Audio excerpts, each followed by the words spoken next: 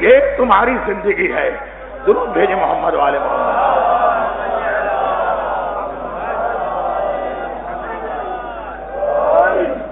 یاد ہے قرآن کی آیت مِنْهَا نُخْرِجُكُمْ وَفِيهَا نُعِيدُكُمْ. اے انسانوں اسی مٹی سے تم نکلے ہو اور واپس اسی میں چلے جاؤ گے. پہلا سجدہ نشانی بن رہا کہ یاد رکھ لے محلات میں رہنے والے, بنگلوں میں رہنے والے, کوٹھیوں میں رہنے والے نکلا مٹی سے ہے. اور کتنی دیر دنیا میں رہے گا؟ بس سمجھ لو 1 منٹ, سمجھ لو 1 سیکنڈ, جتنی دیر تو سجدوں کے بیچ میں بیٹھا اور پھر دوبارہ مٹی میں چلا گیا. قالین پہ اسی لیے سجدہ نہیں کرنا ہے, دری پہ اسی لیے سجدہ نہیں کرنا ہے. مٹی میں اور تمہارے درمیان کوئی رکاوٹ نہیں آنا چاہیے تاکہ ہر وقت تمہیں آخرت یاد رہے, ہر وقت اس قبر میں واپسی یاد رہے. یہ ایک حدیث. اب آئیے ایک دوسری حدیث سنیں اور نماز کا فلسفہ اور واضح ہو جائے گا. ایک اور راوی ایک مرتبہ پھر کہتا ہے امام جعفر صادق علیہ السلام کی خدمت میں.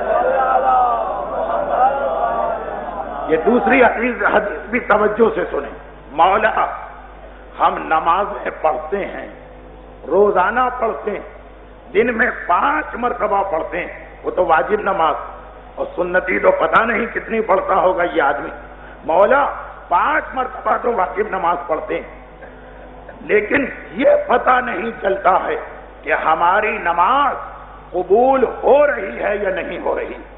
دیکھیے بڑا عجیب سوال. مولا یہ پتہ نہیں چلتا کہ ہماری نماز قبول ہو رہی ہے یا نہیں ہو رہی, تو مولا کیا صرف قیامت کے دن ہی ہمیں پتہ چلے گا کہ ہماری کتنی نمازیں قبول ہوں؟ سوال اس کا بہت ہی آسان اور جواب اس سے بھی زیادہ آسان کہ جی ہاں بھئی. ایک طالب علم امتحان دیتا, 2 مہینے 3 مہینے کے بعد رزلٹ آتا. ایک نوکری کی تلاش میں جانے والا انٹرویو دیتا, 1 ہفتے کے بعد اس کو پتہ چلتا کہ مجھے اپائنٹمنٹ لیٹر ملا یا مجھے منع کر دیا گیا. عورتوں کی سمجھ میں بات آ جائے, اس لیے تیسری مثال کہ آتے ہیں لوگ لڑکی کو دیکھنے کے لیے, پھر اس کے بعد 2 دن 4 دن کے بعد پتہ چلتا کہ یہ رشتہ منظور ہے یا نہیں. ہر چیز کا رزلٹ یا نتیجہ یا قبولیت کچھ عرصے کی بعد پتہ چلتی. تو ٹھیک ہے, اے سوال کرنے والے, نماز کا بھی یہی مسئلہ. آج نماز پڑھ لے, قبر میں جا کے پتہ چلے گا. لیکن نہیں, معصوم نے کہا کہ اسی دنیا میں تمہیں پتہ چل سکتا ہے اور اسی دن پتہ چل سکتا ہے جس دن تم نے نماز پڑھی, اسی دن پتہ چل سکتا ہے. مولا کیسے پتہ چلے؟ بڑا عجیب جواب. کہا کہ اگر تمہیں یہ معلوم کرنا ہو کہ تمہاری کوئی نماز قبول ہو یا نہیں, تو جس نماز کے بعد دوسری نماز کا وقت آنے تک تم سے کوئی گناہ نہ ہونے پائے, وہ نماز قبول ہو گئی. اور اگر ایک نماز اور دوسری نماز کے بیچ میں گناہ ہو گیا تو سمجھ لو کہ نماز تو تم نے پڑھ لی ہے مگر اللہ نے اسے قبول نہیں کیا ہے. تو اب صبح کی نماز کب قبول؟ اگر ظہرین تک کوئی گناہ نہ ہوا. ظہرین کی نماز کب قبول؟ اگر مغربین تک کوئی گناہ نہ ہوا. مغربین کی نماز کب قبول؟ اگر اگلے دن صبح کی نماز تک کوئی گناہ نہ ہوا.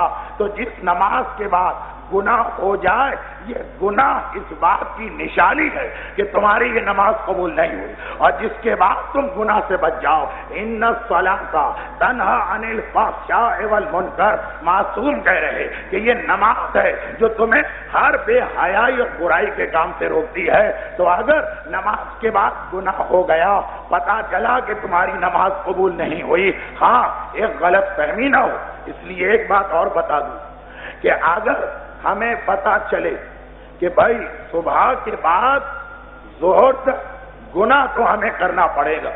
جیسے ایک سوال آ گیا کہ ایسی جگہ نوکر ہے کہ نماز صبح پڑھ کے دفتر جائیں گے اور 50 جھوٹ بولنا پڑ جائیں گے.